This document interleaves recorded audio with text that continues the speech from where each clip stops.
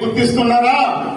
అయ్యా, సౌర వృత్తిదారులుగా ఉండే నాయ బ్రాహ్మణులకు పని కల్పించినట్టు తిరుపతిలో ఉండే టీటీడీలో ఉండే దేవస్థానం, శ్రీశైలంలో ఉండే దేవస్థానం, ఎక్కడ పెద్ద దేవస్థానాలు ఉన్నా శ్రీనివాస వెంకటేశ్వర లేదు దేవాలయాల పేరుతో దోపిగాట్లు కట్టి బిజినెస్ ఏర్పాటు చేసి మా బిడ్డలకు ఉపాధి కల్పించమని అడుగుతున్నాం. అడగాలా లేదా చెప్పండి మీరందరూ.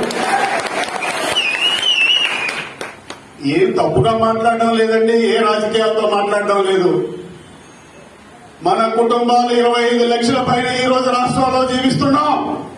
5-6% ఓటింగ్ మనకే ఉంది. కానీ పదవులు కొన్ని చిన్న చిన్న పదవులు ఏ పార్టీ అయినా ఇస్తుంది, ఈయనేదని మనం అనడం లేదు. కానీ సరైన రాజ్యాంగ పదవులు మనకి ఇప్పటి వరకు రాలేదు, వస్తాయని ఆశ లేదు.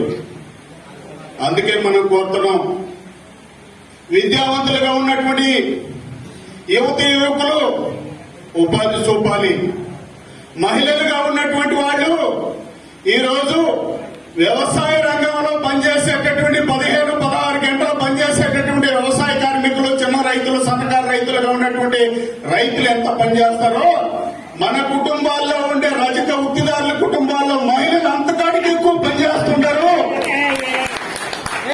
మరి వీళ్ళందరూ అభివృద్ధి కోసం ఏం ఆలోచించారు ఏ ప్రభుత్వం అయినా అని మనం కోరుతున్నాం. అందుకేనయ్యా అన్ని ప్రభుత్వాన్ని మనం అడుగుతున్నాం. వచ్చిన ప్రభుత్వాన్ని, ఉన్న ప్రభుత్వాన్ని, రాబోయే ప్రభుత్వాన్ని, అయ్యా మేమైతే ఏ విషయంలో కూడా వెనకడికి వేసేది లేదు. సాకలేలమ్మ పదవి కోసం బాలా నాకు పదవద్దు.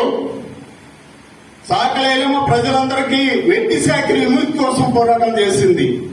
వెట్టి శాఖరి విముక్తి కావాలి తెలుగు రాష్ట్రాల్లో అని చెప్పి రజకుల్ని వెట్టి శాఖరిగా గుర్తించే గ్రామాలు ఇంకా ఉండే, కులం పేరుతో పిలిచే గ్రామాలు ఇంకా ఉండే.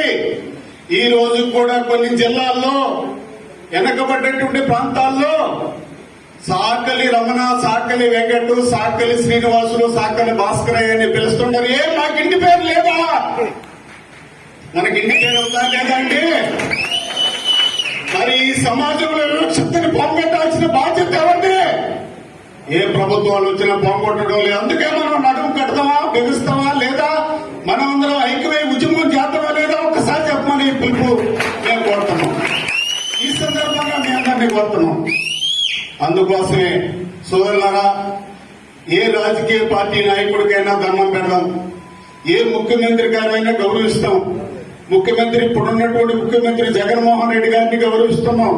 మాకు ఎలాంటి రాజకీయ విభేదాలు లేవు. నా రాజకీయం ఉంటే నాకుంటుంది, నేను నచ్చిన వాళ్ళు ఓటేసుకుంటా.